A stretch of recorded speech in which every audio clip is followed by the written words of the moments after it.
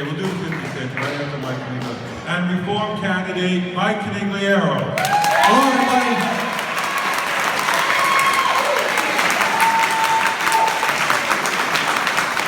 Thank you, and the first thing we need to do to get things right with Mayor de Blasio is get new people into the elected official office. And you start with me, so that January 1, I go to the mayor, and I get to work with Scott Stringer. The plan I have for Scott Stringer is very simple. Number one, okay, I want to do a full audit of what DHS is spending. They're spending millions of dollars each month. I want to make sure before the state helps, we know what kind of money they're spending.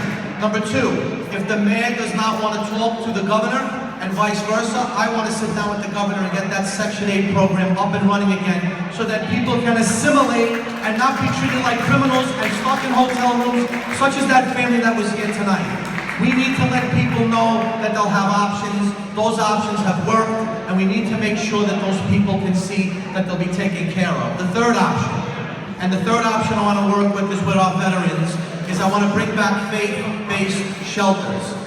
We had it years ago. I volunteered in one in Sacred Heart Parish in Glendale, and I want to bring those faith-based service shelters back because of the fact that it will help to bring down the homeless population, and it's not at any cost to any taxpayer.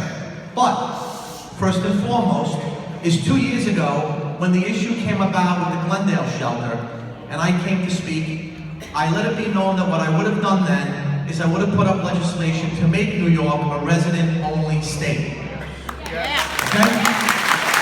And I plan on doing that. But ladies and gentlemen, after the election in 2014, in January 2015, that legislation should have been introduced, and it was not. So to say that on January 1 there's going to be a conversation with the mayor, I'm going to have that conversation and let him know there's a new sheriff in town. His name is Mike Conigliaro. Not going to dictate what happens with bike lanes and bus lanes and this lane and that and the homeless shelters.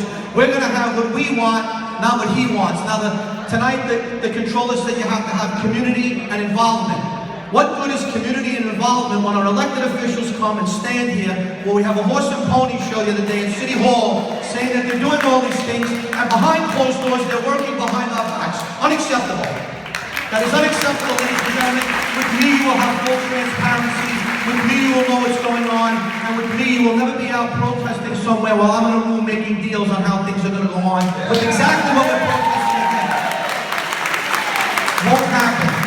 Ladies and gentlemen, I am not running to be your state senator to come to an event while we're protesting, to speak to the press, get a news flash, and then leave. I'm not running to be a movie star. Ladies and gentlemen, I'm running to represent you. I'm running to let you know that my persistence and my way of doing things is completely different than the leadership you have now. My motto in my campaign is actions speak louder than words.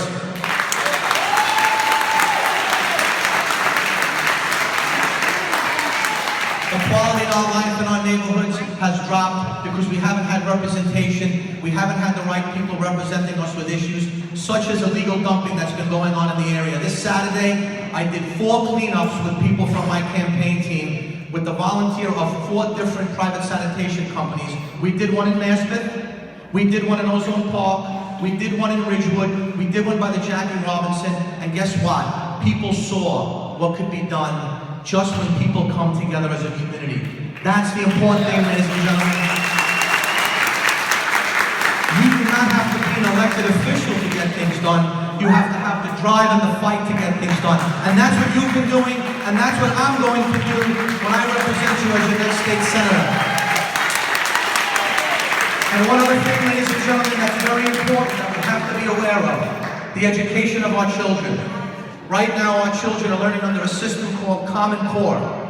It's Uncommon Core. And I will look to repeal Common Core immediately once I get elected into the state senate, because hundreds of millions of dollars are being tested and our children are being used as guinea pigs. And ladies and gentlemen, our children don't even know how to write a script anymore. That is a tragedy and a shame. When they get older, how are they going to sign a check or a deed or a lease?